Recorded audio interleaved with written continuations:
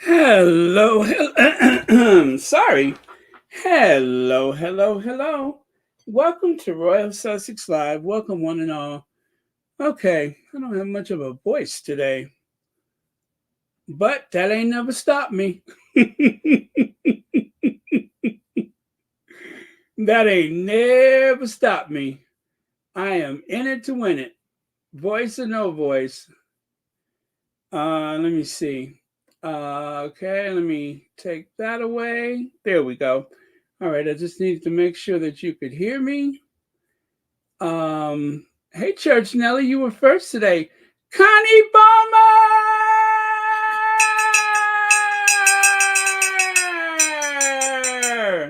Hey, Connie Bomber. Connie Bomber, you made it. Stacy Crenshaw, Phyllis Johnson, Connie Bomber, you made it. Let me see, Celia E. Nelson, Church Nelly. Let me see who else is here, and a host of friends and other. Hey, Joan Garcia, Lola Love. Let me see, Susie Q, Martine, BS Speaks Royally, Jacqueline R. Let me see who else is here. Sonia Alexander, Black Queen. You're feeling better. Yes, Black Queen is feeling better. Hallelujah. The storm has passed. The storm has passed. All right. Thank you so much for being here. Okay, and let me get my slides while I'm doing all this rebel rousing. Although you guys, I need to talk to y'all about something. You may not be so glad to hear from me when I'm done, but I have to put my friend hat back on. Instead of content creator, I have to put my friend hat on too. Or should I say, instead of friend, I had to put on the content creator hat. We need to talk. Black Queen, 20 months membership. Baron Squatties, I'm on the mend. Thanks for the well wishes. Miss you guys lots. Yes, thank you so much for being here.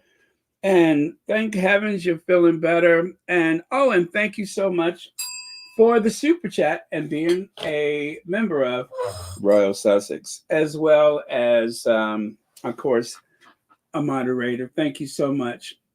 Okay, so, y'all, we need to talk. I'm trying to figure out where, and when should I start. I was listening to Spaces, and I'm just a little bit heartbroken. Prince Harry and Duchess Meghan last night in Canada. Michael Bublé, Serenade, Prince Harry. Shouldn't it be Serenades? Oh, well. I wrote it. Plus more. Okay. Now, without any further ado, if anybody wants to guess what I need to talk to y'all about, go ahead and put it in the chat. But it's in a way, I love the energy. I love that energy. Hmm.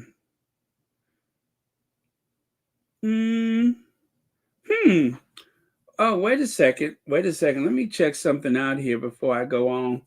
Because how that song say, anything you can do, I can do better.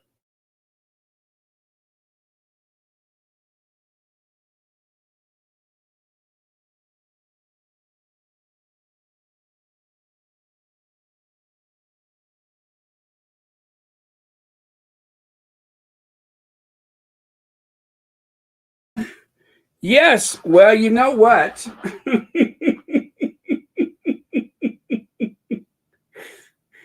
um, hmm. Okay, I see what we're doing here. So, yes, I think I'm going to have to do that too. All right. So, yes, Lottie, I do want to talk about Meghan and Harry. Yes, Susie Q, I will stop beating around the bush. Okay, let me do that before I get into the slides.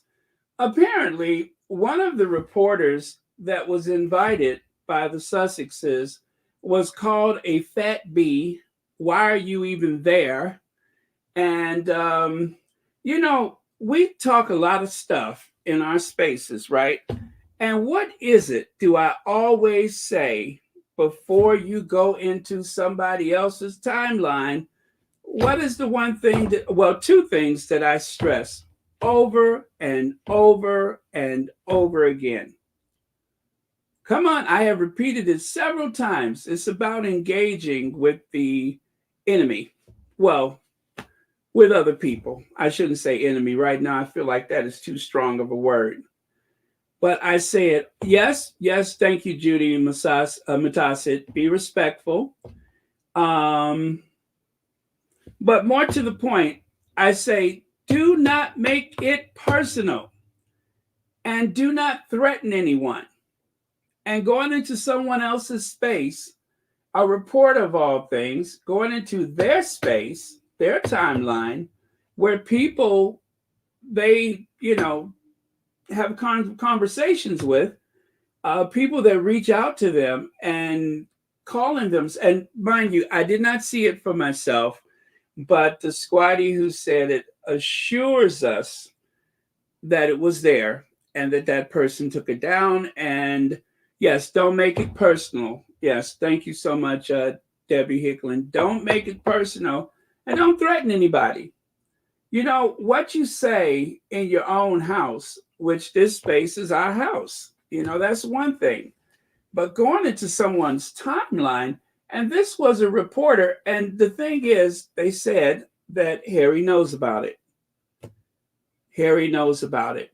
This person had to turn off their timeline. So I feel sick on the stomach about it. I really do. Um, it went beyond comparing someone to a Hanna-Barbera character. It was verbally abusive, and it was in that person's timeline where their friends, their family, and their work colleagues may actually see this. So we let off a lot of steam, and I am for letting off the steam. I really am, because these topics, these subjects, they are very stressful. And when you love and respect someone and you see that they are being brutalized by a media which is, very combative, offensive, and like I said, brutal. Yes, but I don't suspect that there's anyone here that has done that I could even think of. And they know who the person is. So before you say, oh, that's just a deranger pretending to be a squatty. No, it was a squatty. I trust what that person said, that it was a squatty. And that is horrible. Harry invited, I believe every reporter that was there was invited. And before the I'm like, let me take a sip of water. I gotta calm down. Before the interview on Good Morning America, I did the best that I could to calm people down because everyone was thinking the worst. And then by the time the interview took place, it wasn't great. It wasn't great. It was, like I said, Harry was a little squirrely and uncomfortable, but he didn't say anything wrong. But he was visibly nervous, which was hard to look at. Um, however, however, I said the day after that, I said that the reporter has a job to do. Harry needs to showcase this these games. He needs to share the stories of these athletes. Did I not say that? Did I not say that? So I'm just saying that it's not helpful. And like I said, I don't suspect anybody here has done that. But if you feel yourself getting to that point, the other thing that I haven't said in a while, but I'll say it again, we should not be more angry than Harry and Meghan. I repeat, we should not never be more angry than Harry and Meghan. You're entitled to your feelings, but if you're expressing an outward hostility, they got to work with those people and report. Not all reporters are bad, and then some reporters, it is very hard to see, but if they feel like that person has been reformed, we don't know what conversations they may have had with that person, whether they're trying to get out of a dark area and come into the light. We just don't know. We don't know. We're not privileged to all these conversations. I trust Harry and Meghan to do what's best for them and for their family, and not everything I'm going to agree with. But it was hard to hear that earlier. It was very difficult to hear that earlier. To go into someone's space and to call them a fat bee and made reference to them being white and why are you here? Especially if during that period they were invited to be there. That's a problem. That is a problem. Harry and Meghan have to navigate this world, and not everything that we are going to see them do, not everybody they interact with is going to be popular with everybody. It's just not. But they have to work, they have to produce, they have to deal with some pretty treacherous people. But Meghan has been an actress. I'm sure not everybody she's dealt with has been friendly. Harry has come from that horrible institution. I'm sure not everybody, has been tea and crumpets. We know that it's the case because of his book. But please, you guys, don't go into another person's timeline and wreak havoc. Make a case and get out of there. I'm not telling you not to exchange with people, but yes, be respectful. That is one thing. Be respectful. Don't make it personal and don't threaten people. During the presidential election in 2016, I actually had to go back and apologize to some people that I had said some disparaging comments about because I knew I was wrong. I would go onto their timeline and see what they posted about the campaign, not about their family and stuff. I told you I'd turn that woman's picture into a pig. And while I'm not proud of it, I think I did take it back off of her timeline, but I turned that woman into a pig. The snout, the ears, everything. Sometimes they had said some pretty offensive things about the Obamas, even though they wasn't running for election. You wouldn't know it. But I mean, I've been at that point before, but we should not be more angry than the people that are the subject of the interview or the comments or conversation. We just shouldn't. I don't believe anyone in the Sussex squad has had their lives directly threatened by someone actually, as a public figure. We're not public figures. I don't see myself as a public figure. I'm just a content creator. Um, but I love doing this work and I love this community. And I just felt really bad when I heard that. Um, that lady was there working, and God only knows. Do you guys see how many times I say I want to post something, and you see I take, even if it's a public person, maybe they're a college professor or something, and I block their name. I do it for the squaddies, and I do it for people that say nasty things sometimes because I just don't want, I don't trust all of us not to go and let them have it, right? And the same thing, even if it's someone I don't like or someone that, whatever, I just don't trust us and I don't trust them. So often I will block a person's name and just show you the comment. Sometimes I block the name and the face. And I do that for a reason because of situations like this. And I understand that. But it's one thing if you cuss somebody in your house, but if you go to somebody else's house and stand in the middle of their living room and shout them down, that is very serious. So if you feel yourself at that point, take a big step back. Also, I think that a lot of us, myself included, have been looking at some of these deranger newscasts, and I got to pull myself away from that because more often than I'm proud of, I have sat up there and listened to some awful people say some terrible things. I don't get triggered for the most part. I mean, I feel something obviously, but I don't usually go into the timeline at all. I just don't.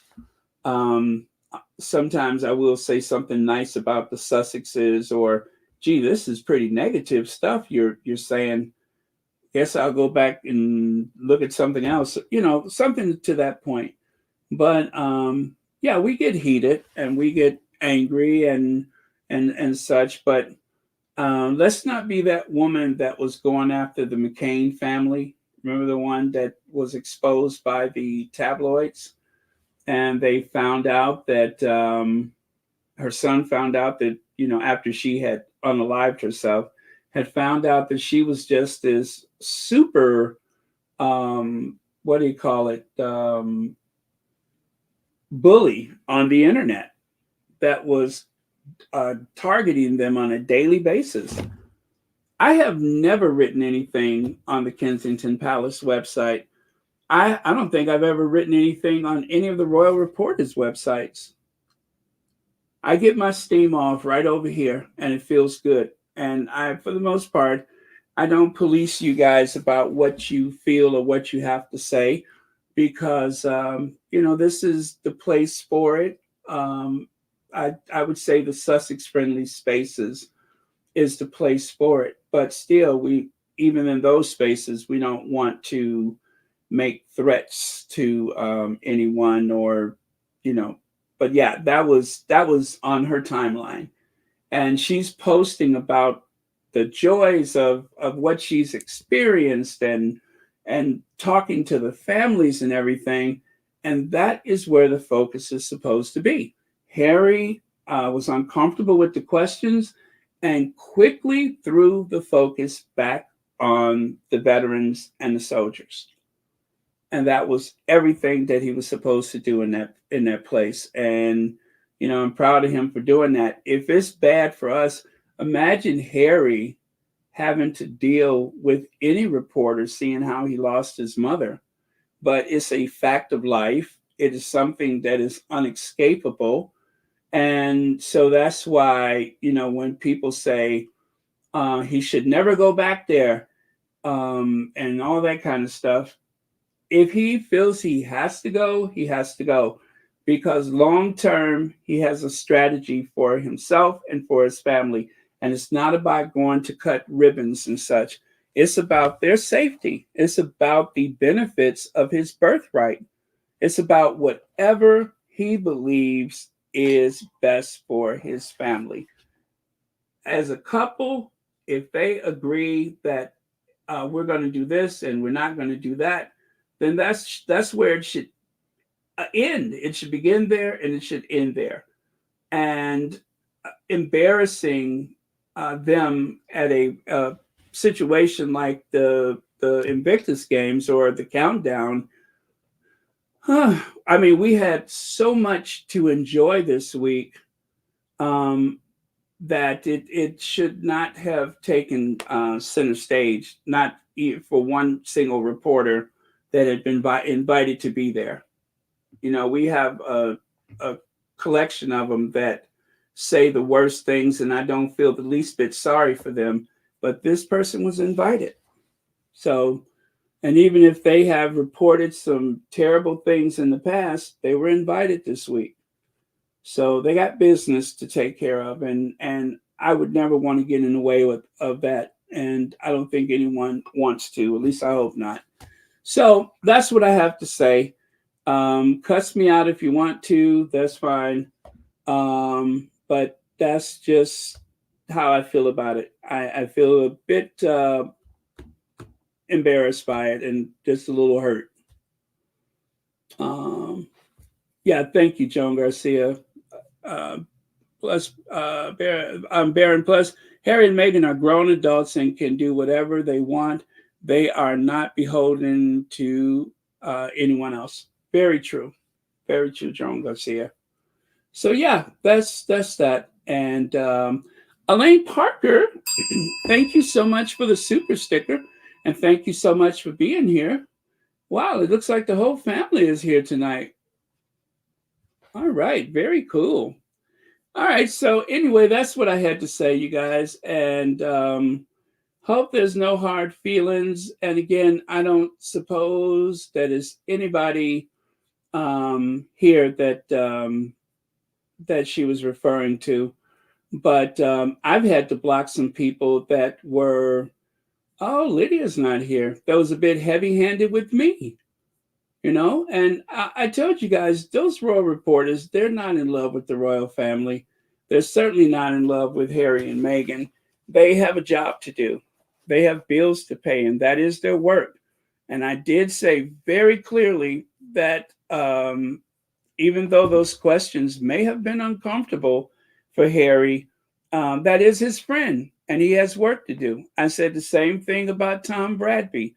Tom Bradby was kind of hard on Harry, but I'm glad he was. I don't want Harry to have a free pass and it looked like it's just a good old handshake interview because he's got a book to sell. And Tom Bradby has his integrity to maintain. And he is Harry's friend. And they probably are still friends.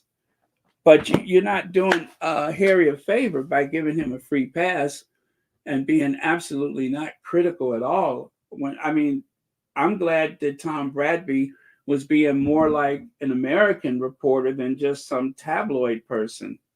So I did not feel in any way bad toward Tom Bradby. I was glad he did his job. So that's it. So let's get on to what is trending for the last couple of days, last night and this morning. Joan Garcia says, Baron, can you believe I have been laughing and crying with you, hanging out for 25 months? Yes, 25 months membership. That is incredible. Yeah, I think you and just a couple of other people go back that far. That is really, really cool and very thoughtful of you. Thank you so much. 25 months. Wow. Yes, here. 25 months. Okay, you guys. Anyway, let's move on from that. And again, don't make it personal. Don't threaten anyone. Trust Harry and Meghan. Trust them to know what's best for their family. Trust them. Please trust them. All right. So, no working royal role for Prince Harry as palace stands firm. Good. Good. Good. Did I say good? Good. This was all settled at the Sandringham Summit. There's no way back for the Duke of Sussex to take temporary working role in the royal family while his father is ill. The Sunday Telegraph understands all reports. What is that? I'm sorry. After reports, he is willing to step in. You know, I believe that the person that made that comment was someone who was really speaking of the first, of let's call it the Sandringham Summit, and nothing else. That's what the person was referring to. I don't believe that they thought that there was something about to happen anytime soon. Terms of the Sandringham Summit, as agreed between the Duke and his late grandmother, father, and brother, still stand as rule out a half in, half out approach to the monarchy. On Saturday, it was reported that the Duke had expressed willingness to help the royal family while his father is taking a break from public engagements as he receives treatment for cancer. A newspaper claims the Duke had told friends he would step back in a royal role and quoted an insider, saying it made perfect sense on a practical level. That was wishful thinking from an insider, but it doesn't make perfect sense. I don't believe it. I think that that was someone engaging in some wishful thinking, or possibly just being messy. They spent about look at that. They right here. They're saying 30 minutes. They actually spent 45 minutes, but the Telegraph is a bit of a tabloid. Let's just say it. It is a bit of a tabloid, and they are just as messy in a more eloquent way. They're just as messy. So right here, those terms were quite clear, and the king's illness hasn't altered that, said one source. Um, okay, okay.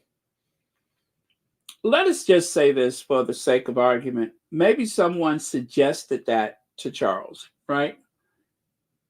And Charles just didn't respond, or Charles said, I'll think about it, or whatever. But if it was suggested, I don't suppose that it came from Harry. I'm pretty sure Harry offered to help in any way he could. I'm pretty sure he would offer to help in any way he could. That's his father. His father is sick, and I'm sure he offered to help in any way he could. But it's not just a decision that's limited to Charles. It would involve Camilla. It would involve William.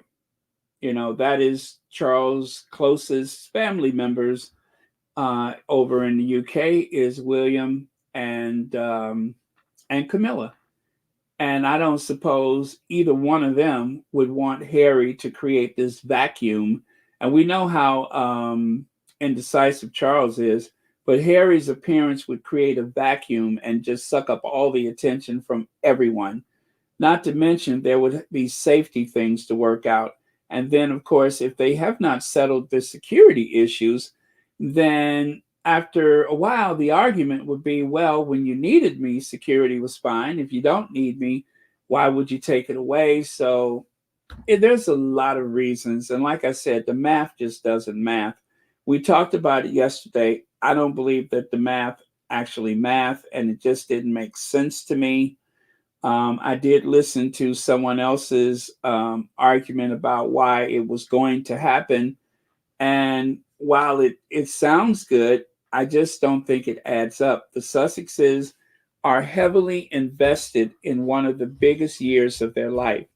And unless somebody is going to the great beyond, I don't know that they should expect the Sussexes to do anything or Harry to do anything.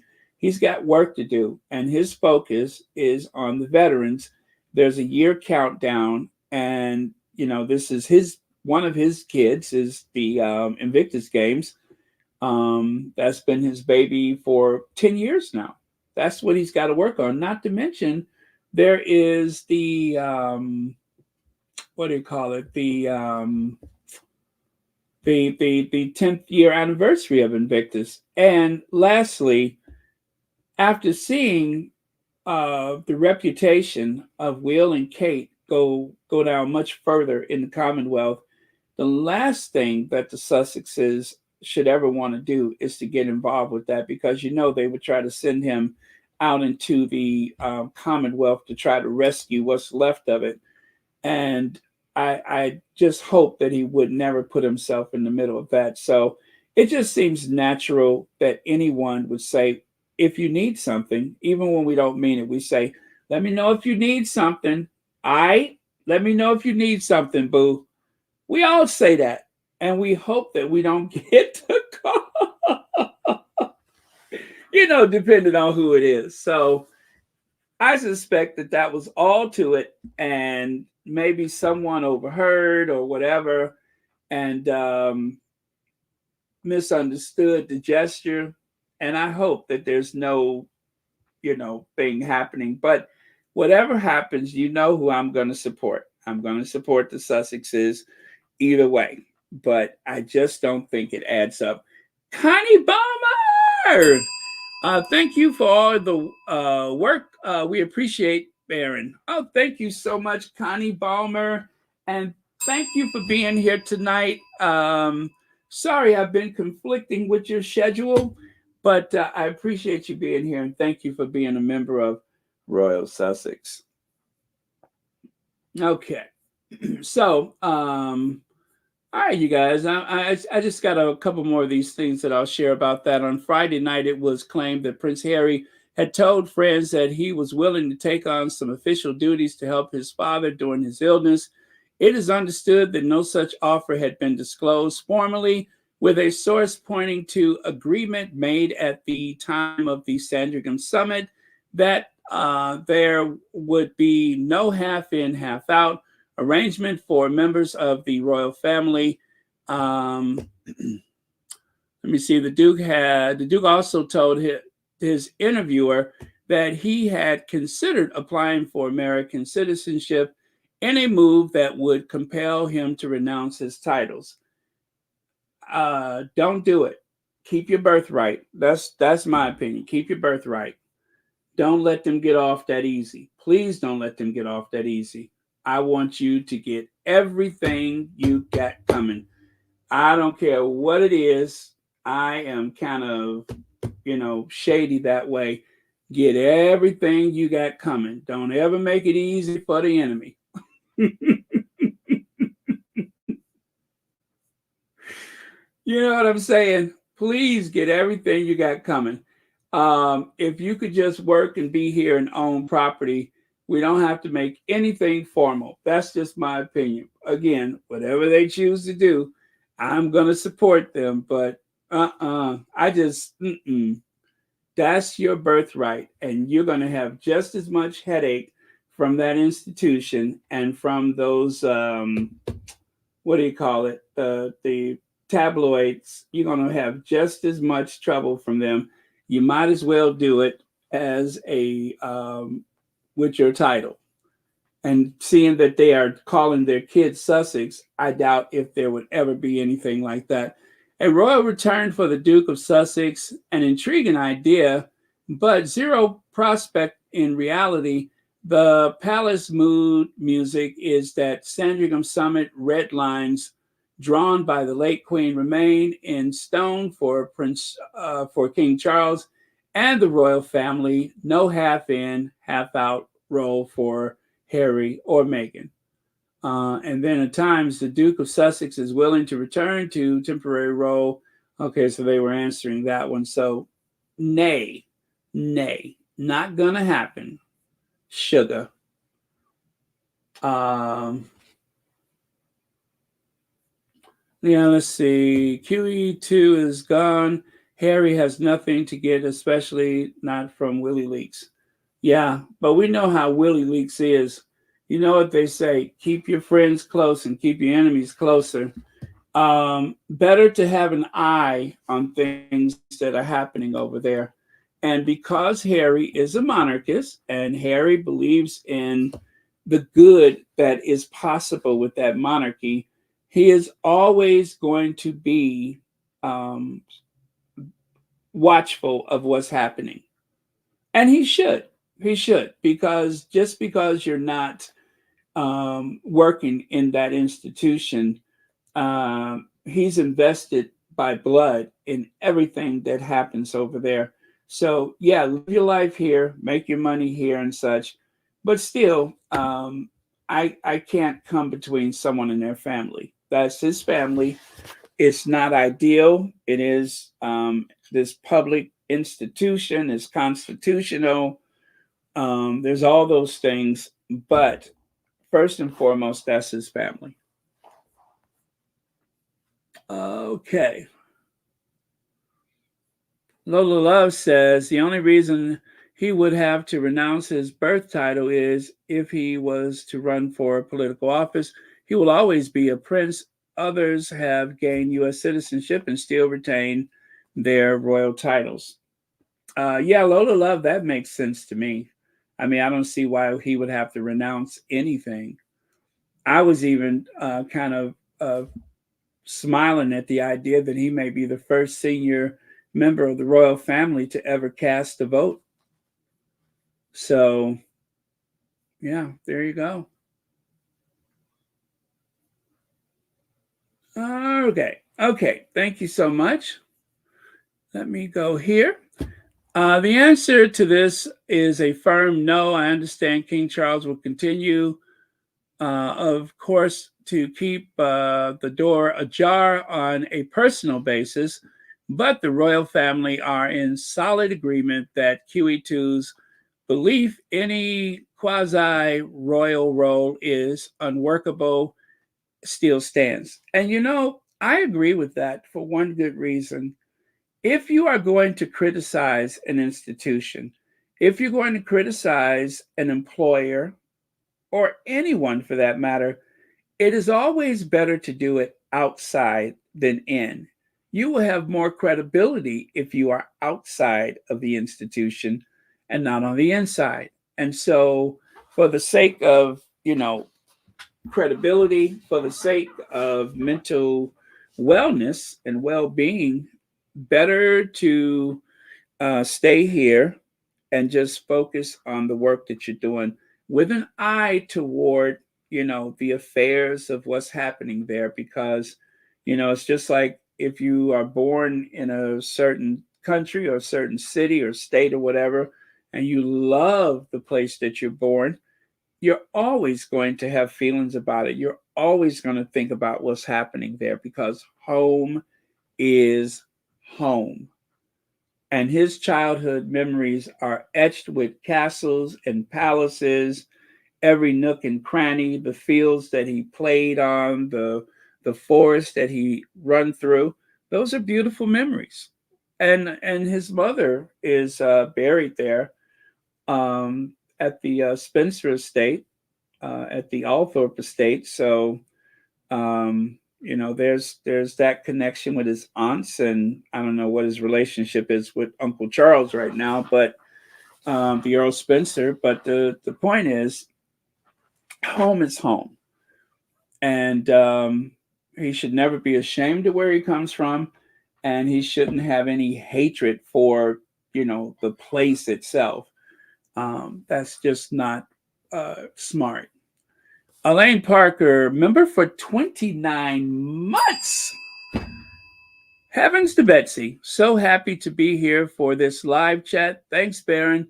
Thank you, Elaine Parker. I was pushing to get on here as early as possible. And yeah, I cannot tell you guys.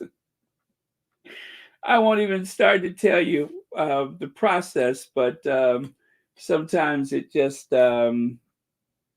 like today, I was just kind of stuck listening to that stuff on Spaces, and I was just literally sitting here with my mouth open. So it took me a minute.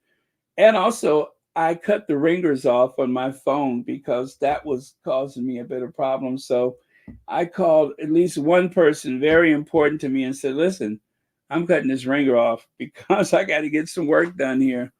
So yeah, but anyway, it came together, and let's try to push a little earlier for tomorrow until we get back to a good time. Let me see.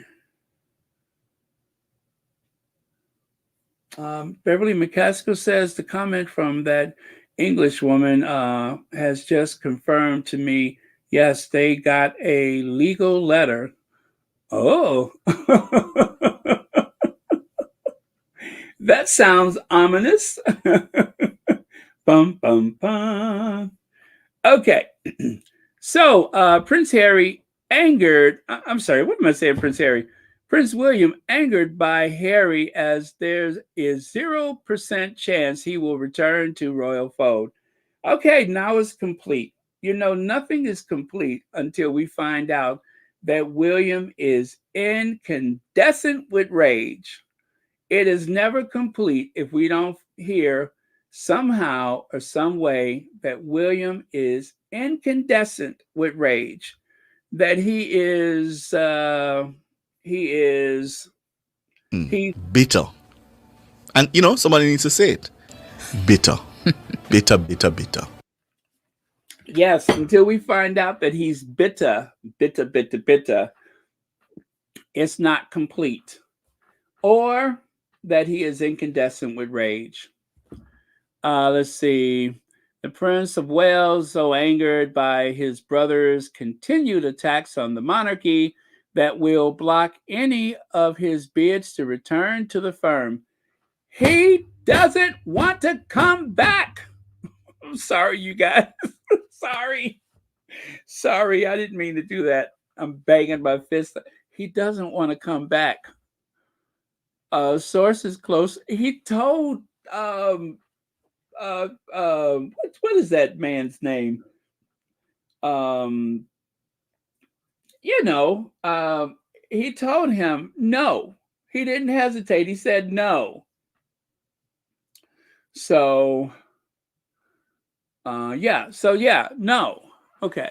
Sources close to William say that in the wake of King Charles' cancer diagnosis, he would be the one to take on more duties himself.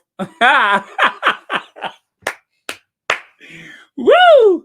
That William would be the one to take on more duty. Anderson Cooper, thank you so much. He would take on more duties himself. Seriously? If needed, while it is understood he believes Harry and his wife cannot be trusted. Harry and his wife cannot be trusted. As Archie Bunker would say, if that ain't the black calling the pot kettle, if that ain't the black calling the pot kettle, as Archie Bunker would say. William and the king had a one-to-one meeting at the Royal Sandringham Estate in Norfolk, where the monarch is recuperating after weekly cancer treatment in London. A source close said there is no chance the heir would allow his brother back. Did they really have a meeting? Where is the footage? Where is anything that shows William arriving at the Sandringham estate? Because I do believe at the Sandringham house that, let me see, can they take the helicopter there? Yes, I think they can helicopter there, but from Clarence House, they have to drive to the helicopter. But either way, who gives a rat's behind? I don't believe that there was a meeting that took place. I just don't. They wouldn't stop talking about it. They would not stop talking about it. See, let me see who Russell Myers. Well, Russell Myers, you can only see one of his ears at a time, so an elephant could sneak up on him and he wouldn't know one way or the other. So even if William drove right past him, it's a good chance he would never hear the car coming because I'm convinced he's only got that one ear, but you didn't hear me say that. Let me see. The Prince of Wales will. Oh yeah, and get this, you guys. Because of Harry, you know when Harry went to the Living Legends, and also, oh yeah, when he went to the Living Legends, what was William's response? He went to have dinner with Tom Cruise and some dark-haired brunette woman that's supposed to be his cousin, whispering in his ear, right? And then the very next day Harry gives out the trophy at the Super Bowl, right? So William had to somehow save face by going out with Tom Cruise and all that kind of stuff, right? That's when he was bobbing and weaving and dark under the eye and everything. So now that Harry has had this Invictus countdown, exclusive. The Prince of Wales will build a 3 million social housing development on his own land to tackle the homelessness, delivering on his pledge in my interview with him last year that he would absolutely put social housing on the Duchy of Cornwall estate. So, at the time, people said that out of a nation of 66 million people and a homeless population of about, oh God, what was the number? 400,000, whatever it is. There are a lot of people that are homeless. There are people that are sleeping on couches, in sheds, in caravans, in cars, in shacks, all kind of things. There are overcrowded housing situations because of the lack of available affordable housing. So the idea that the Prince of Wales is going to spend $3 million for social housing, unless he's going to build army barracks, that money is not going to go very far. And when you have a fortune of about $1 billion, $3 million, that is the price that some people pay for a flat in London. That is what some people will pay for. Okay, with £3 million, you could probably buy several houses somewhere. There are places that are in need of repair that can be fixed up to really stretch out that money, right? They can take some of those places that are severely at risk and salvage those old workers' cottages and such. They can save those places, but instead he wants this vanity project. And you know that photo, of course, is old. You can see Kitty pretending like she know what they talking about. You can see William pretending like they know what they're talking about. Yeah, Dansby, the tiny homes would be a solution, but they want all that mock Tudor architecture. And knowing William, there's going to be a statue of the black man he once slept rough with. And of course, there is going to be a Polish restaurant that sells pulled pork sandwiches. You can't have any type of housing development without a pulled pork sandwich purveyor. So there's a few things that have to. Remember, this is our space. I know I was being kind of preachy earlier, but this is our space.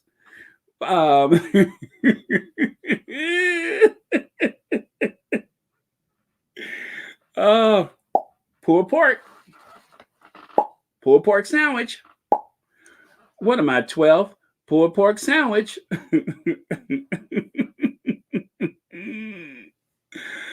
Anyway, if Harry really does want to head back to the Royals, how the heck could they ever trust him again? And what about Meghan's? I'm sorry, what about Meghan?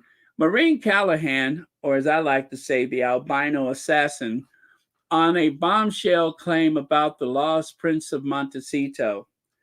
The lost Prince of Montecito? Didn't we just see him up in Canada? He's not lost, he's working.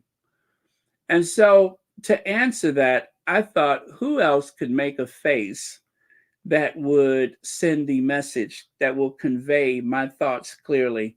And Marla Gibb with that smirk on her face is like one of my favorites. Nobody can smirk like Marla Gibbs. So anyway, after Oprah, Netflix, and Spare expecting the royal family to turn the other cheek and welcome Harry back into the firm is a big ass, claims the late Queen's former press secretary, despite Duke's olive branch interview. Of course, I believe they're talking about Dickie Arbiter. After the release of Spare, the Netflix docuseries, and explosive Oprah interview almost 3 years ago, a royal expert has said that he does not see a forthcoming invitation from the firm. Well, that makes several of us, right? Who cares, Walter? As Maud used to say, who cares, Walter? Oh, my voice wasn't deep enough. Who cares, Walter? Yes, who cares, Walter or Dickie? Who cares? Lambert Charles, good night, Sussex family. I'm happy to see. Oh, there we go. Black Queen is up and around. Bless your my friend. Bless you, my friend. Do take care. Here, here. Thank you so much, Lambert Charles. All right, so there you go. The Sussexes are living their best life. Oh, let me see here. MR, thank you so much for the Cash App. And thank you so much for watching Royal Sussex. Oh, I got a soundbite to play for you guys. Let me get this one going. He said what he said. He said what he said, and that's all he said. He said what he said.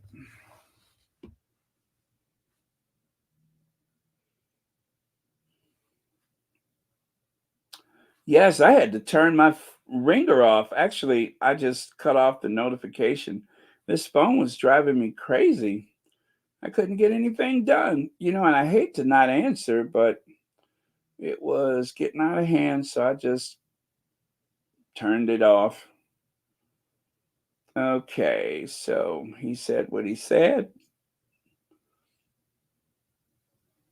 Come at me if you want, I don't care, but this, guys, this is a masterclass in media management. Look at Prince Harry, he's like some... Let's do that again, shall we? Come at me if you want, I don't care, but this, guys, this is a masterclass in media management. Look at Prince Harry, he's like some modern-day James Bond. He's leading the Invictus games. He's speaking with disabled veterans, looking at their equipment. He's testing it out for themselves. And then after that, he puts his own life in jeopardy to toboggan down a run at over 60 miles an hour. Kensington Palace must be doing their nut at this stuff. It is literally a textbook lesson into how to get the media and the world's public on your side. He's showing he's human, he's showing he's daring, he's showing he can do good. He's with his gorgeous looking wife. No sign of the kids, though. That's a bit disappointing. Gorgeous looking wife, bringing hope to tens of thousands of families that have disabled veterans in them and their support network. What's coming out of Kensington Palace on the other side? What are the other lot in the UK doing? Giving out MBEs and OBEs, good, if you don't drop stuff all over the floor and look as pale as a sheet and like you've had a few drinks before you started the ceremony. What else? Walk into church. Wow. Well done, Meghan and Harry. I love him. I love him. I love him. He said what he said, and I think it was very, very accurate. So, cheers to him for speaking truth.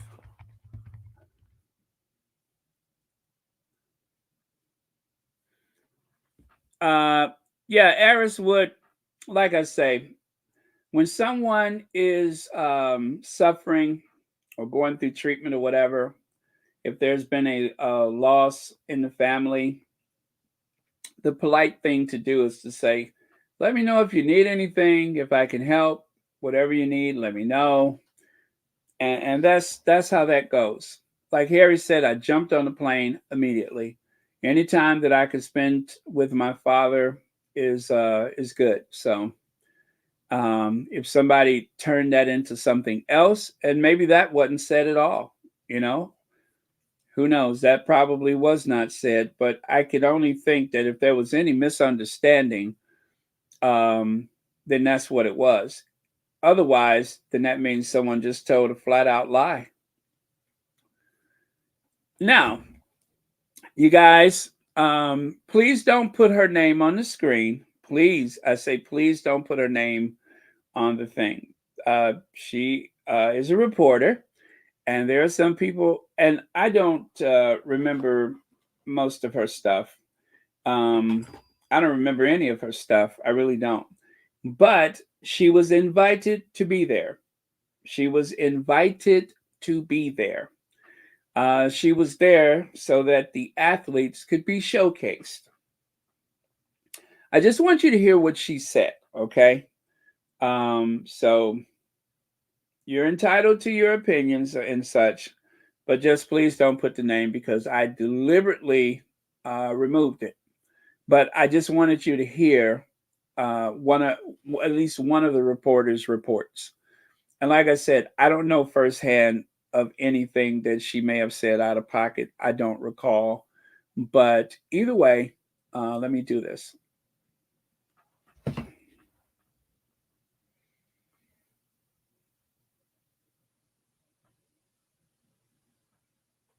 This way, you get a chance to see what the general atmosphere was at the Invictus Games.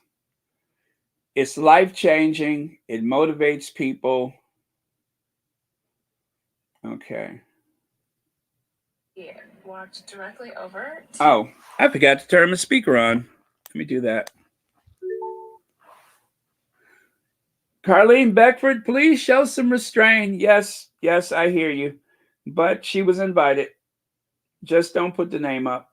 It's like that, and he could not have been more charming. So after Harry finished his speech and things were wrapping up, he walked directly over to a group of reporters that I was a part of, a group of us writers that had been here the whole time, and he said thank you. And it was so warm and so lovely and so human of him to just acknowledge us like that. And he could not have been more charming. So after Harry finished his speech and things were wrapping up, he walked directly over to a group of reporters that I was a part of, a group of us writers that had been here the whole time, and he said thank you. And it was so warm and so lovely and so human of him to just acknowledge us like that. And he could not have been more charming. So after Harry... Okay, so they know who these people are. They you know what I'm saying? Yes, I did notice that the blushing too. I did notice that too. But it's easy to dehumanize someone if you've never spent any time with them, right? But whatever the case may be, if there is a moving forward of things, then please allow them to move forward. Okay, please allow them to move forward. Yes, cookies and creams, I know, but again, they were invited, and if there is a strategy to bring people in that have been a certain way, then we will always watch out, of course. But let's just let's see what happens. But it's not easy. I understand it's not easy, and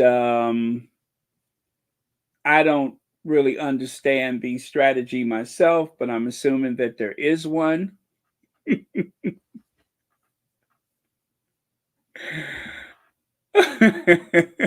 Yes, Beverly McCaskill. I just yeah. So anyway, let me get this off the screen before somebody gets too tempted.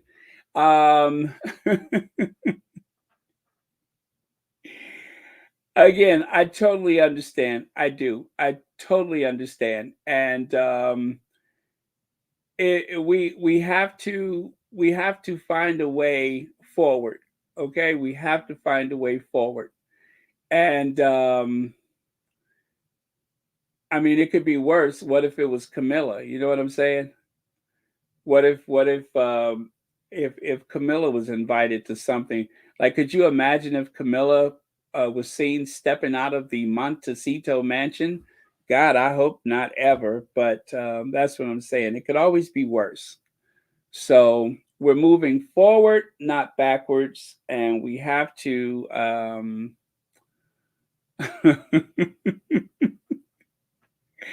You all are wearing me out right now. I'm trying not to laugh, but I'm looking. I'm looking at some of your comments. And by the way, I am so proud of you all. I am so proud of you. I cannot tell you how proud I am. The great restraint that I see here, and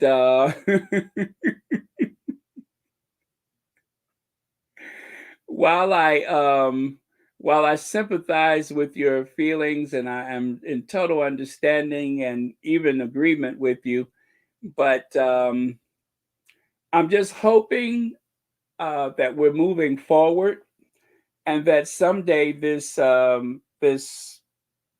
wall, the grave injustices will be all but forgotten about, and that they'll be able to move on because they have to work. They have to showcase um, their projects, right? And so I'm just hoping that there's something good that comes out of everything that happened this week. Gracie Mfawabi says this woman's image is triggering. She is a stalker. Thank you so much for your super chat. And yes, I don't mean to laugh, but I can see what everyone's seeing. But let's hope that there is a benefit of the doubt to be had and appreciated. And as I'm saying that, my palms are actually sweating. But okay, I'm doing my best here, y'all. I'm doing my best. Um, TC, thank you so much for the Cash App. And thank you so much for being here. Greatly appreciate it. Thanks for watching Royal Sussex. And okay, Gracie, and I promise you, I'm not going to put that face up ever again.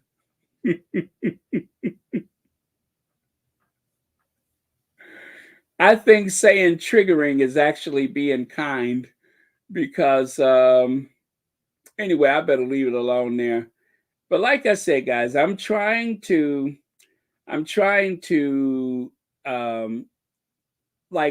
make the transition. I'm hoping we could all make this transition into the 2024 because this is a very important year. It is a very, very important year for the Sussexes. It is their biggest year of work that they've had, and then there's been so many setbacks and everything. And I'm planning to do whatever I can to be helpful in that endeavor because it's very important. So um, I understand, and okay, we're going to take some deep breaths. Not like Robert Jobson. I mean, we don't want to go to the light, but let's take some deep breaths. Okay, on three. 1, 2, 3. One more. Okay, the next one, we're going to hold it on 3. 1, 2, 3. And release. Release, release, release, right? Stretch our arms out. Yes, we're going to stretch and center our chi. We're going to bring together our chi and our feng shui. And now that I'm over a certain age, I'm not even sure I can still reach my chi. And my feng shui has been out of reach for some time, but whatever I can reach, I'm going to reach for it and go to my happy place. Joan Garcia says, Baron, thanks for presenting Royal Sussex Daily as a safe, loving, and supportive space for Harry and Meghan lovers and squaddies. We need the Baron injection on a regular. Thank you so much, Joan Garcia. And thank you for being a part of it, as always. Thank you so much for that. And thank you for being a member of Royal Sussex. So that's I know it is a stretch, you guys. I know it's a stretch. Maybe I shouldn't have put the picture up there. I agree with Gracie Mfawabi. It is triggering.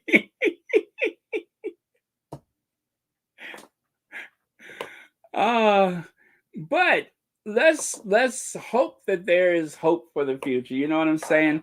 That a new day is dawning, and that some of the bad things from the past can be forgotten about, or at least uh, put in the background, so that we might all grow and move forward. Right? Rick, thank you so much for the super sticker. And thank you so much for watching Royal Sussex. Greatly appreciate you being here. So, I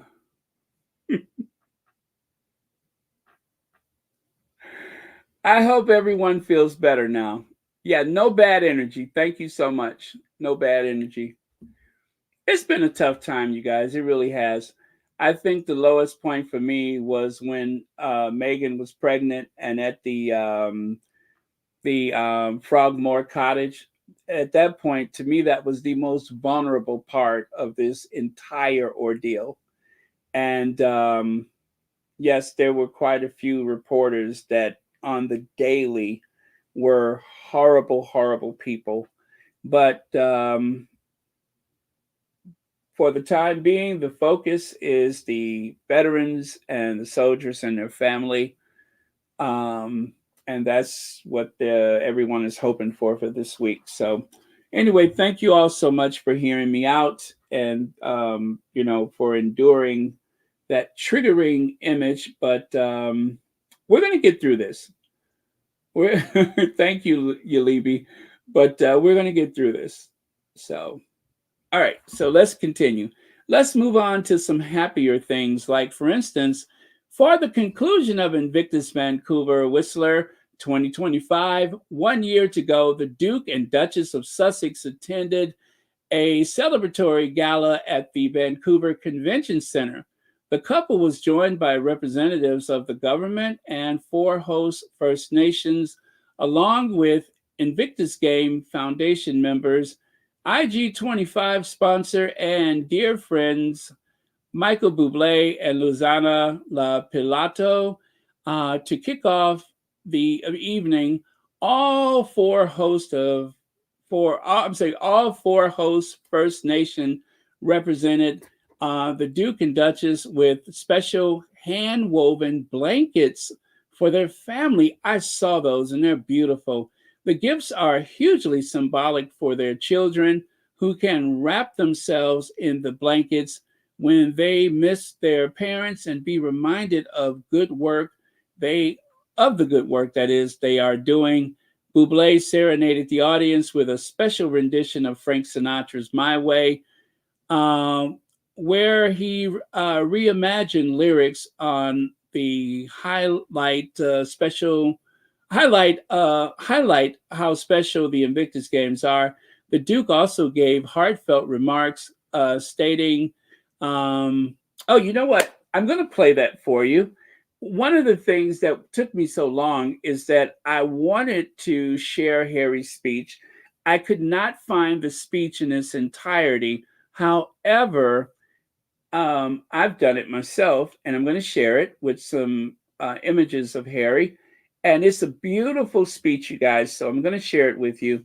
And okay, anyway, here goes.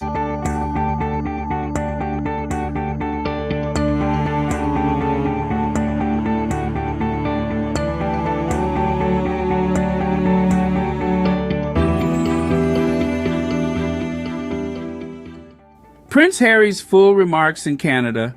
Good evening, everyone, and welcome. Thank you all for being here tonight and for your commitment to making Invictus Games Vancouver Whistler 2025 possible.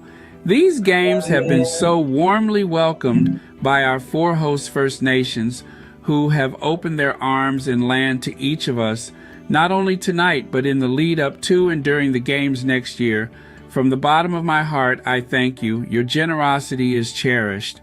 Our collective journey through truth and reconciliation is an important one for all of us. And as we come here to learn, my hope is we can depart and return as friends. When I am with the Invictus community, surrounded by so many brave men and women who have served their countries with distinction, I feel humbled and at home. Your passion, commitment, and spirit has built a platform on which British Columbia will develop our first ever winter hybrid games, including first-time sports sit skiing, sit snowboarding, curling, biathlon, and of course, skeleton. As we look forward to next year's games, we are reminded of the progress we have made, the challenges we have overcome, and the victories we have celebrated. Our journey has been marked by courage, determination, and an unwavering commitment to shared values of service, sacrifice, and community. This year will mark 10 years of the Invictus Games. The past decade has been a testament to the power of resilience and the unbreakable spirit you all exemplify. And boy, have we had fun on the way. From this trip, I am happy to report the air is thick with excitement, and the best part is we're just getting started. The Invictus Games are not just a competition, they're a way of life, a celebration of the human spirit. The Games provide a platform for us to showcase your abilities, to inspire the world, and honor the sacrifices of those we have lost. It is a reminder that we are not defined by our injuries, but by our strength, our commitment, and our ability to overcome adversity. Invictus is not necessarily about winning a medal, but about the bonds that are built between nations, about the shared journey of recovery that competitors and their families are a part of. Tonight, we take one big step on that journey, and in less than 365 days, we welcome the world to join us once again for another epic week. I ask each of you tonight to go out and share our message with the world. Tell your friends and family, your network, that on February 8th, 2025, they should join us here, or make sure they are tuning in and watching, sharing stories on social media, and continuing to share the Invictus spirit long after the games are over. As we continue to prepare for next year, let us remember the words of William Ernest Henley, the poet whose work serves as the namesake for the Invictus Games. I am the master of my fate. I am the captain of my soul. Let us embrace these words, and let us continue to inspire each other and the world with courage, with leadership, and with fortitude. Thank you, and I can't wait to see you back here in Canada very soon.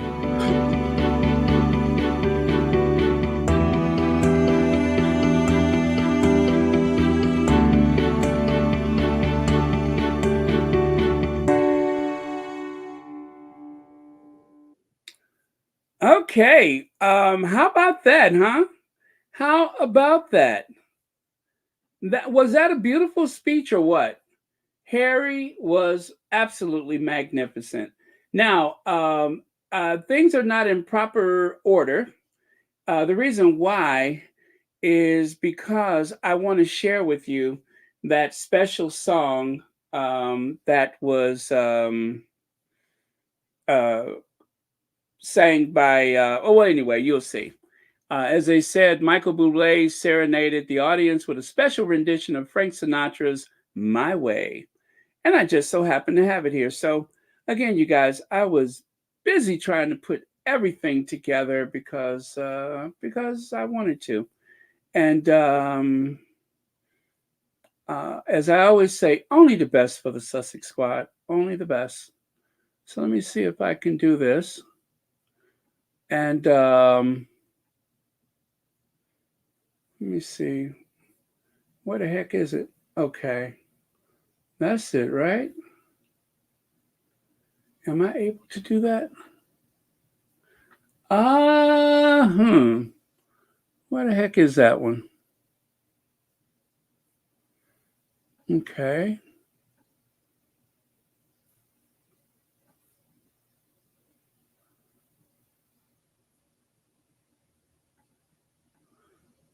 Let me see, you guys. I gotta see where I put that file. That's the problem. I don't know where the file is.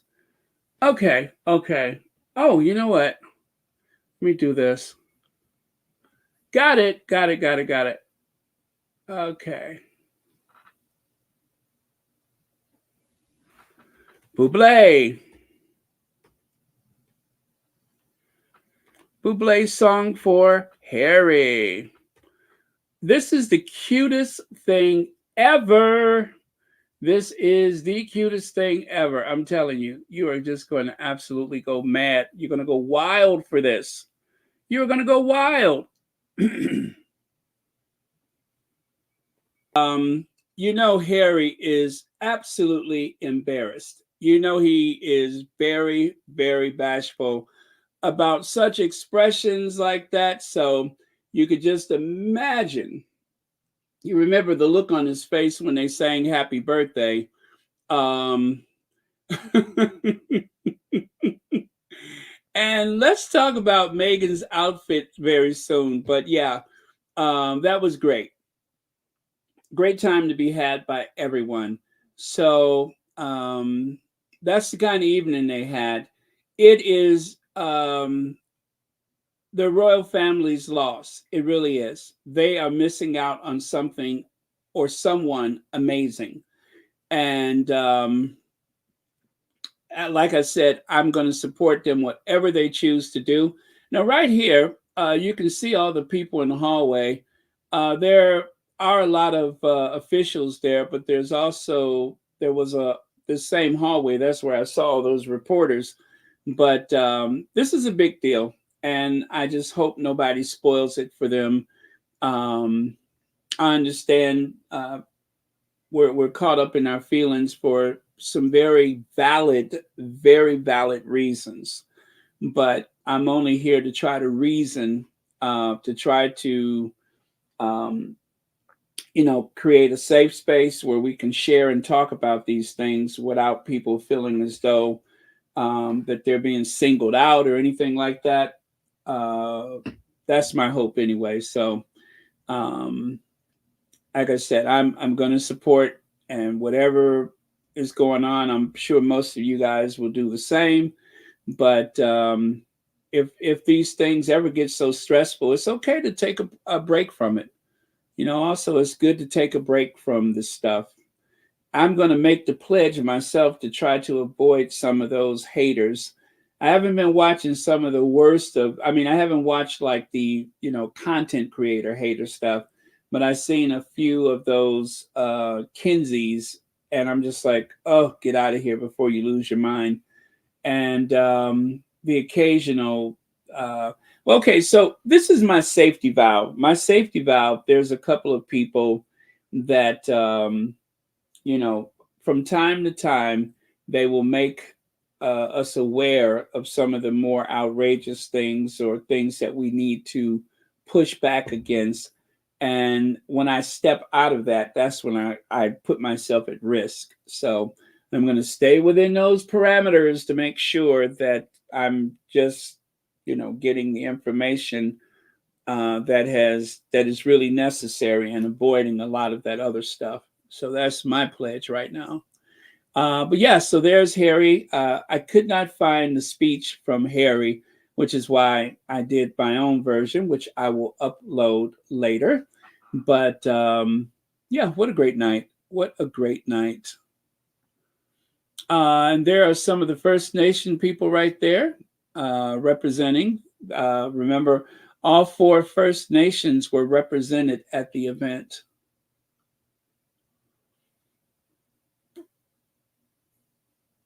Oh, Helen Marmon, after staying in the hospital with a broken arm and surgery. My goodness, I'm so glad you're back here, and I hope you're on the mend and feeling better.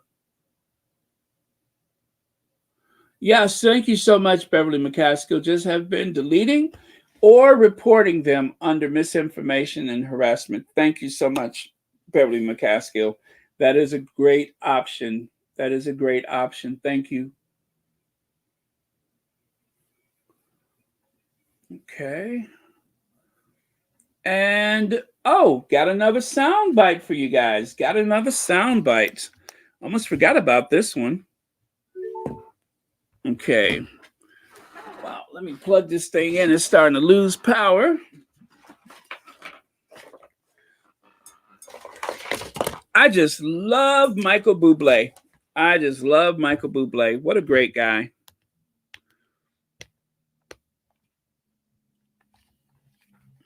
And I don't know much about his wife, but I'm gonna learn some things because I didn't know that she I didn't know anything about her, so I'd like to know more about her. That's what I'm trying to say.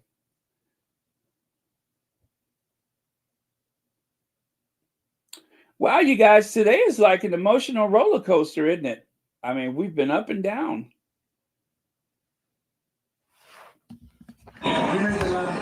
They were working off their dinner from the night before. The couple had a surprise double date at a Vancouver restaurant. The Duke and Duchess dined at Vidge's with Michael Bublé and his wife, Louisana Lopilato. They came in from the kitchen, walking through the dishwasher, and the dishwasher was going on, and both of them walked through the back kitchen. They saw the whole spices and all the women in the kitchen that are cooking, and it was just incredible. And my kitchen staff was like so happy, and they were so excited. Vikram Vidge tells us the prince had a little trouble with the spice. He actually himself said, "Do you know I'm a ginger?" Which means when I eat spicy food, I get like red, and I could see it. Michael was loving it. Lou was loving it. Meghan was just like, and she actually wanted hotter. So I had to go and get some green chilies and like our pickles to give it to her. Before leaving, Harry went to the kitchen to say hello to the staff. Gabriella Panza-Beltrandi, CTV News, Vancouver. Did you hear that? Our girl likes it hot and spicy. Meghan likes it hot and spicy. Harry was starting to turn red and overheat, and Meghan was like, bring on the heat. He had to actually go and try to find something else to turn the heat up on her dish. Now, I have to tell you, nothing says a sister like turning up the heat. Hot and spicy. So there you go. There you go. Now that's a sister for you. Turn up the heat. Kim Peaches, thank you so much for being here. Okay. Now, King Charles sleeps in an oxygen tent to combat sinus issues and struggles with a short-term memory, royal biographer claims. Listen, I have gone into the store and forgot what I was there for. I have searched in vain for my keys only to find out they're in my pocket. I don't get the short-term memory loss. When you have lived your life and you have lived a full and hopefully productive life, I don't think it's alarming for the average person to have some short-term memory loss. Yeah, I have gone into work on my off day. I did that in my 30s. I have gone into work on my off day. So what? So, and as for sinus problems, I wouldn't say or do anything to draw attention to sinuses. You know what I mean? I wouldn't say or do anything. I was like, what in the Hanna-Barbera is she talking about? She who reminds me of a Hanna-Barbera cartoon character, bringing up somebody's sinus problems. I find that problematic. If I was you, I would draw as little attention. You know, someone like this could have wrecked Studio 54. You know what I mean? Someone like this back in the day would have been like either very popular at Studio very popular at Studio 54, or would have been barred from ever entering Studio 54. You know what I'm saying? So yeah, if I was her, I'm just saying, and I'm not, but if I was her, I would draw as little attention to sinuses as possible. And never mention wig either.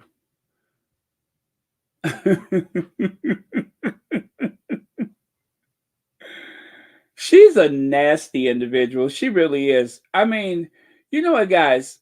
Trust me when I say this. I understand a lot of the frustrations because I look at these people and I see the lies that just pour out of their mouths. And this is the one who just said that Philip referred to Meghan as Wallace Simpson.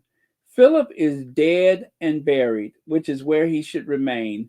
Why dig up something like that? Whether or not it ever happened, I really doubt it. But this is just another person doing a hatchet job when they could have just left well enough alone. And just like the last time, this is a book about Charles, and this time Charles and his mother. And somehow we're talking about Meghan and Harry. We're talking about Meghan and Harry. The book is about Charles and his mother, Charles and his mother's relationship. So they have been doing so much of this reimagining Queen Elizabeth. One of the things that they told us when the Queen died, we should value the fact that you never really know what she's thinking. But now I'm finding out that people are either having a seance and communicating with her from the grave, or they were living with the Queen and we just never found out, or something.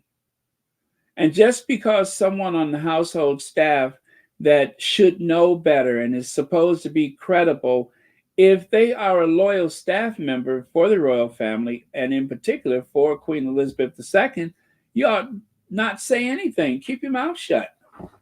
Keep your mouth shut. So anyway, now you know what? You know what? Somebody like this could put Uncle Gary's kids through college. You know what I mean? Somebody like this could put Uncle Gary's kids through college.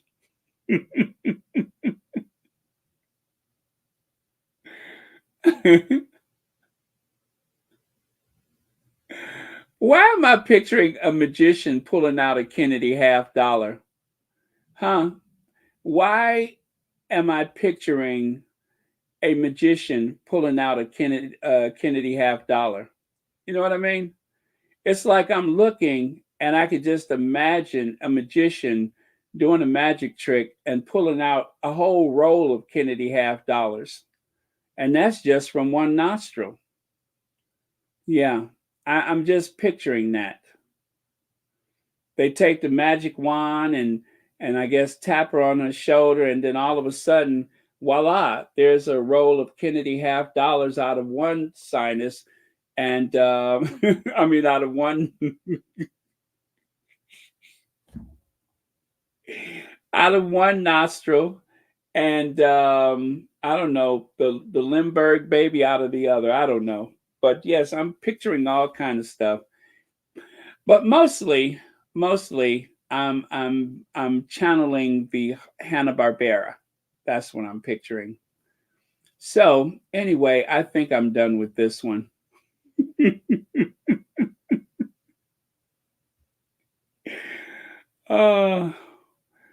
Okay.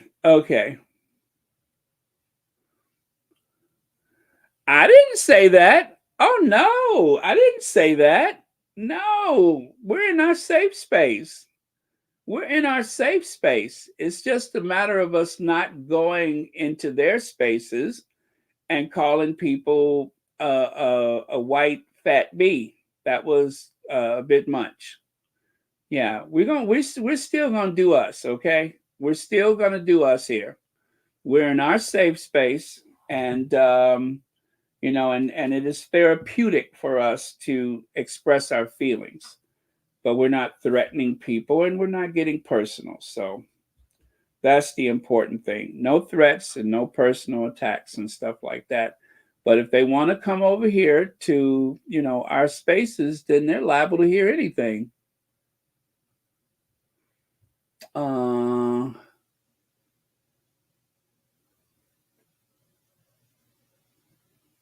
Right, exactly. Thank you, VS.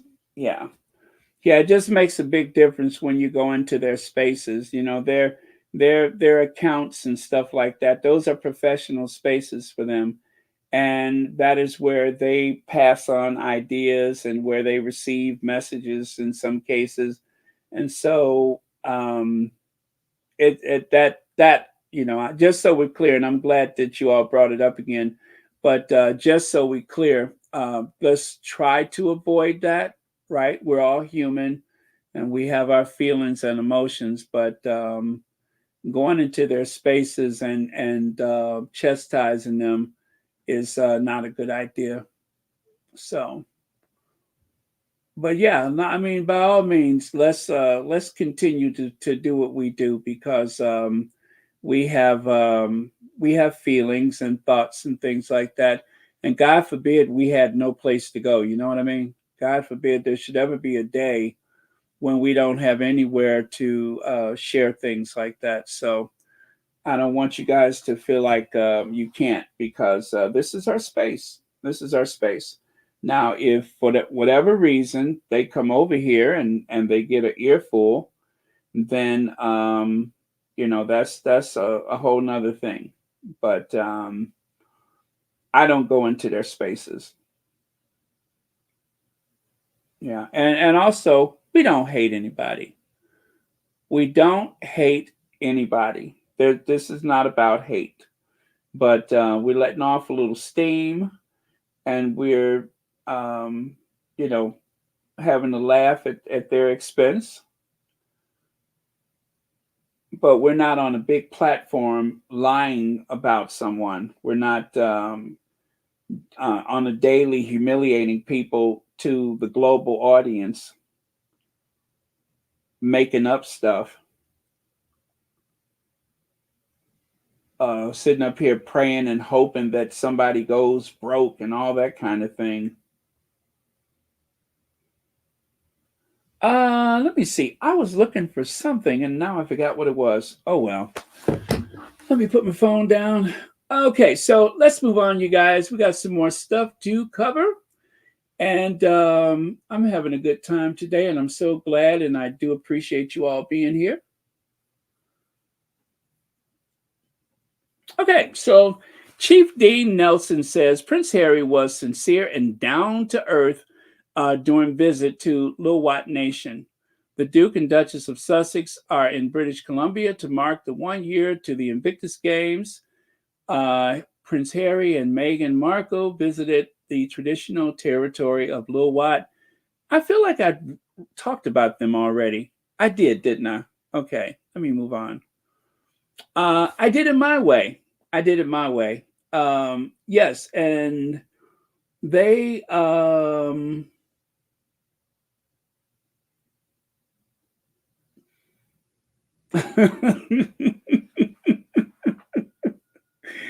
me see. We have over 600 watching your site. I bet you that over 300 are the so-called British media reporters. Excuse me.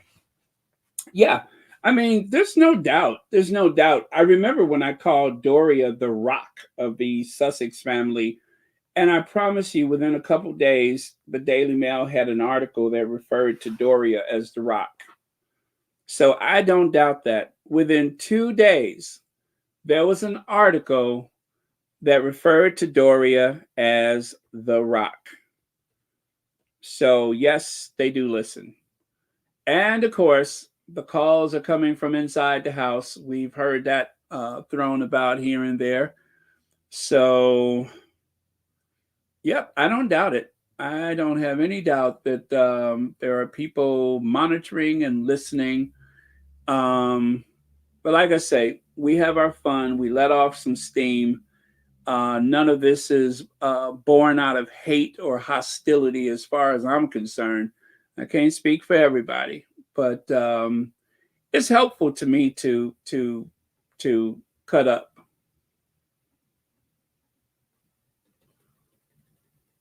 Let me see here. I'm trying to see if I can find that article that said that.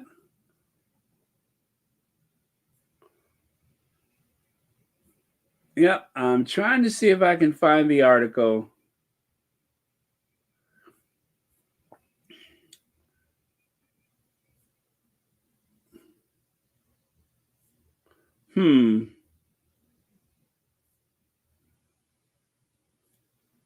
Yeah, I don't see it, but I promise you that I said that one day, and next thing you know, it was in the Daily Fail.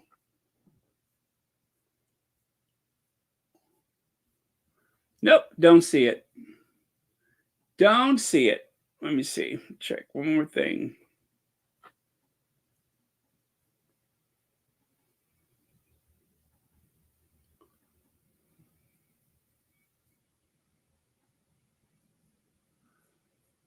Huh.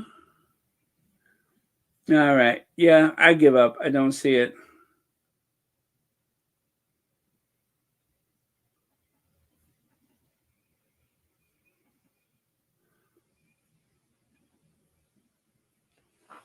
You know, I'm going to tell you what really triggered me, though. One day I was trying to find something with Doria when I was putting together a video, and I saw one of those royal reporters talking to her through her SUV window, and I felt violated. I felt like somebody had, it was like very personal for me. It felt like somebody had just approached my mama. You know what I mean? Oh, that triggered me. I mean to tell you, if I had been in that space at that time, I couldn't promise you that I would have been so civilized. But Doria looked so small in her SUV, and I had never heard her voice before.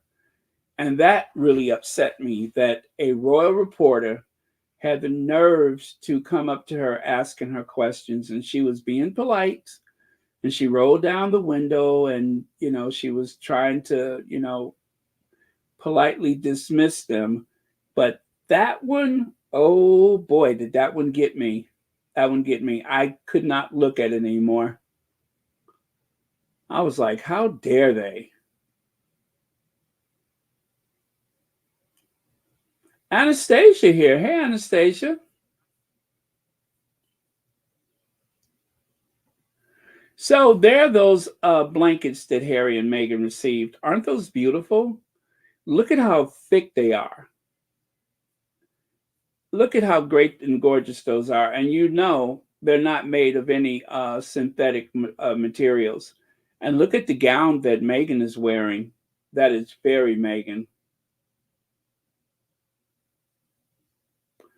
Yeah, they look beautiful. What a great looking couple.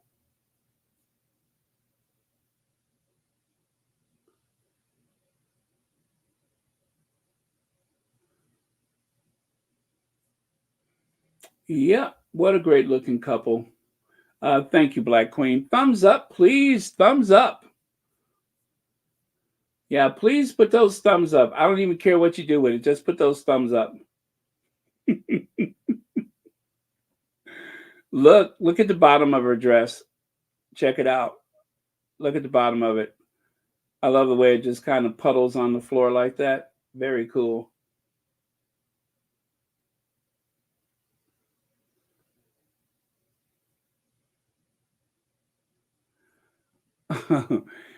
Daily Mail, if you're watching, please write an article on proper dental hygiene for the royal family. It is a shame having yuck mouths with all that money. Here. Yeah, I tell you, when you open your mouth, if it looks like that green fog on the Ten Commandments, remember on the Ten Commandments how that green fog was going through all of the village and everything? And yeah, if you open up your mouth and it looked like that green fog on the Ten Commandments, you got some serious work that needs to be done.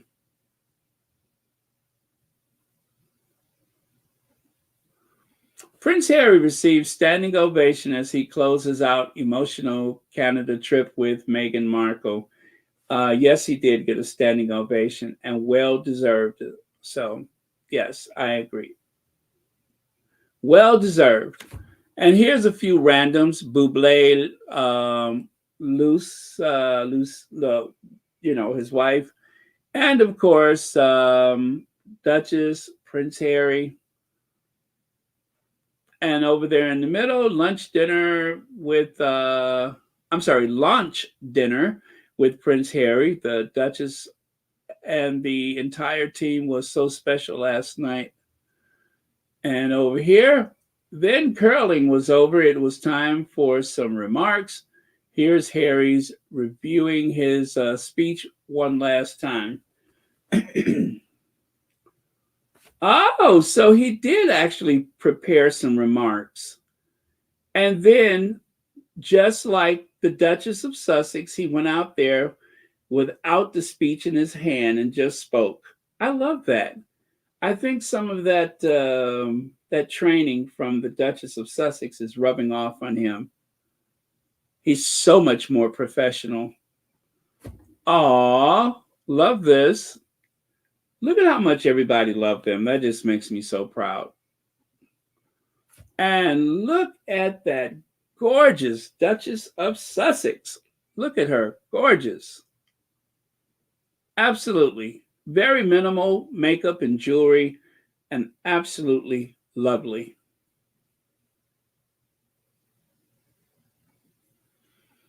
And here's another view.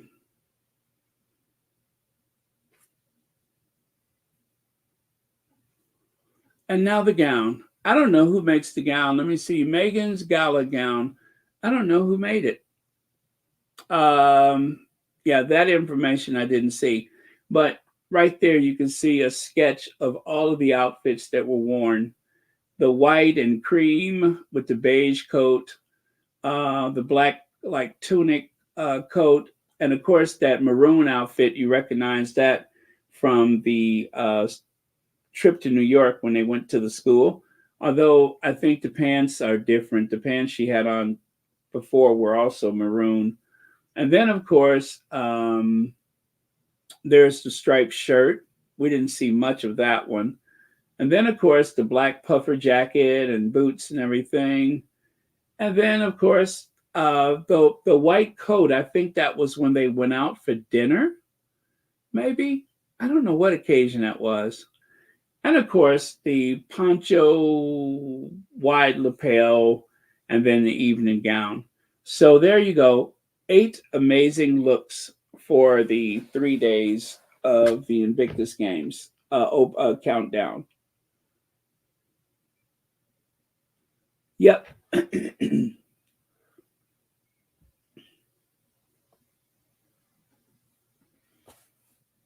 Wow, there's Harry going up there so he can do Taylor Swift.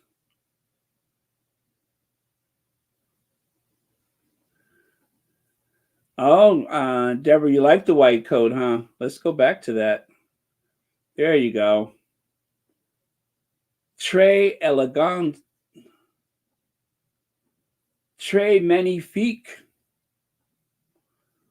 And there's Harry giving that amazing speech.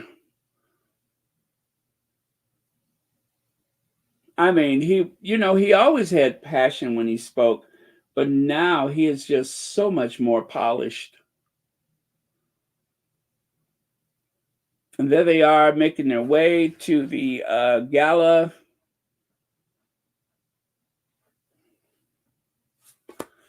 It was amazing to welcome Prince Harry and Meghan Markle, the Duke and Duchess of Sussex, with Michael Bublé at the Hillcrest Community Center today during their visit to Vancouver, as Harry and Michael took lessons on wheelchair curling.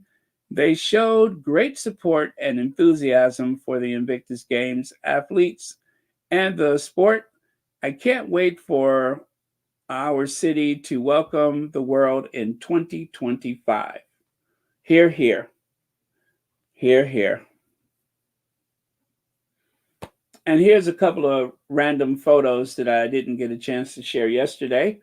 But I don't know if Michael Bublé is helping her with her rap or code or whatever, or what's happening there. And you can see Harry looking proud and smiling. And of course, Meghan looking to him with pride. So that is lovely. There's Harry after getting off of that skeleton thing. Harry speaking again.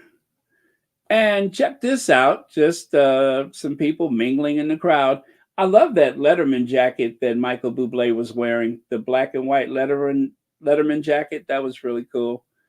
And I suppose the guy in the red coat back there is security. My goodness. Anybody mess with him is going down. You hear me? You're going down. There's Meghan. There's Michael Bublé. Let me see. It is. Oh gosh, I keep messing up her name, but that's his wife there next to him and everything. That's great. And you know, guys, they had. I don't know if you know this, but it was a double date when Harry and Meghan went to Vij. That was a double date. Oh yeah, they did mention that in that news clip I played. Yeah. Memories that will last a lifetime.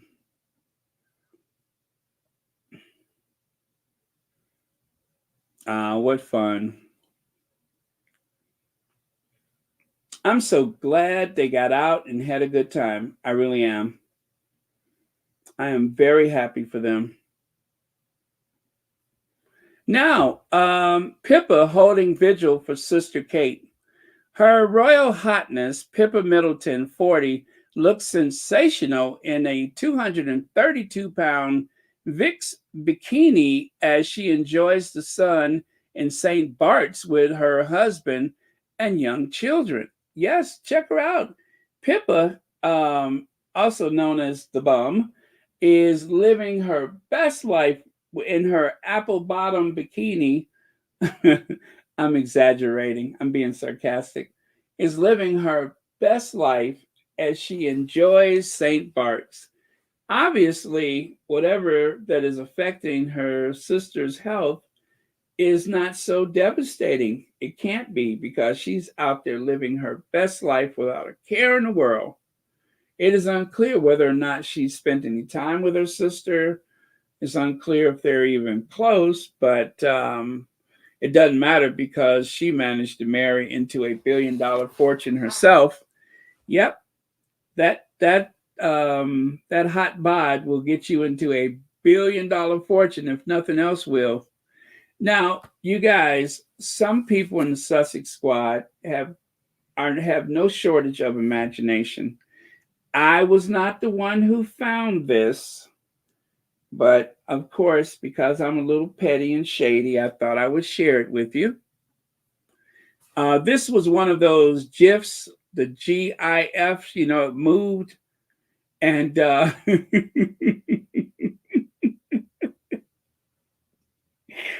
somebody posted this in the thread. And it took all of me not to scream out loud.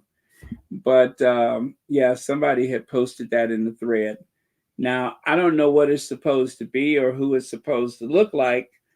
That is not clear. But someone posted that in the thread, and I just thought I would share it with you because, I'm a bit petty. And like I say, we're going to still do us. We are still going to do us in our space. Now, this right here, I was just talking about this with someone who shall remain nameless, but I was just talking about this situation, and what happens? It pops up today on the interweb. Yep, 6-figure sum to his young lover with gagging clause that they should be really careful with their wording. With gagging clause, that means disgraced. This morning presenter knows X can never speak about relationship, so he will sleep a lot better. And when I brought this up, I said that this was probably what happened, is that they bought some silence, because I'm telling you guys, that person that has been bought and paid for is no longer on social media. You cannot find that person on, at least when it first came out, when it first became a big story, that person was disappeared from all social media, Twitter, Instagram, TikTok, all of it was gone. So that must be one heck of a non-disclosure. But I tell you what, they'll never have to work again. PP, thank you so much for the PayPal. Again, thank you so much for the PayPal. I just saw that pop up. Thank you so much. So there you go.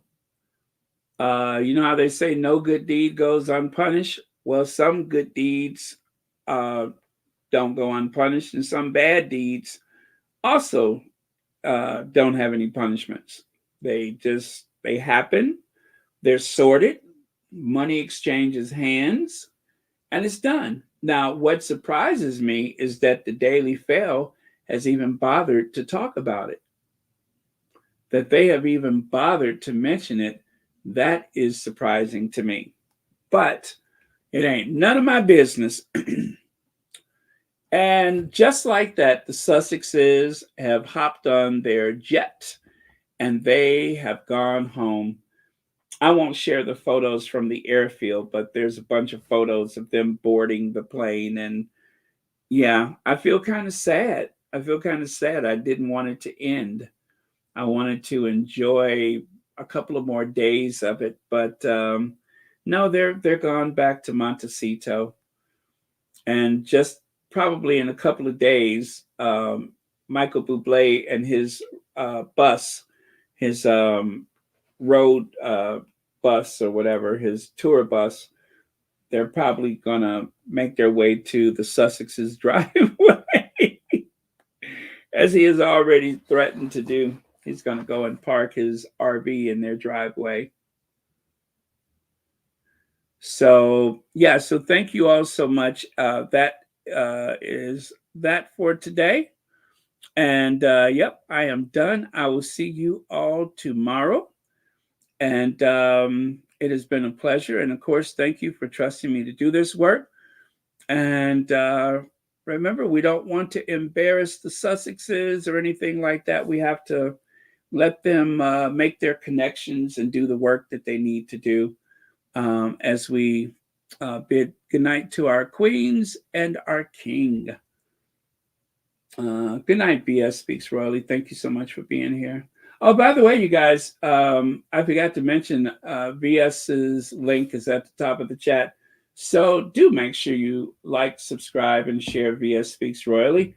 VS is usually the first of the content creators that I know that's on most days. So to start your morning, or for some of you guys, your evening, your very late evening, you can pop over to VS Speaks Royally and enjoy the trash time. Or was it trash time or trash talk?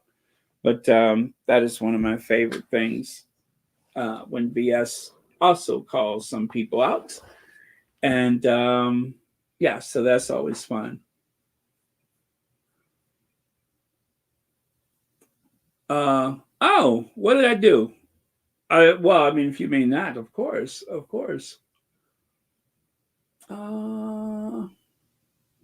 So we're good? All right. So just to conclude with the last word of the day, I'll just quote our Duchess: no bad energy. No bad energy. Don't make it personal. Don't threaten anyone. And trust Harry and Meghan. You got to trust Harry and Meghan to know what's best for their family. And we can't go wrong. And I guess to close, let's never be more angry than the people that are directly affected. They're grown, as Joan Garcia say. They're adults. They can handle their business, and it's up to you whether or not you're going to support them. And thank you, Deborah Anderson. Thank you so much for the super sticker, and thank you for watching Royal Sussex. All right, so okay, we're done. I guess we'll go out with Madam Duchess tonight. Let's end with Madam Duchess.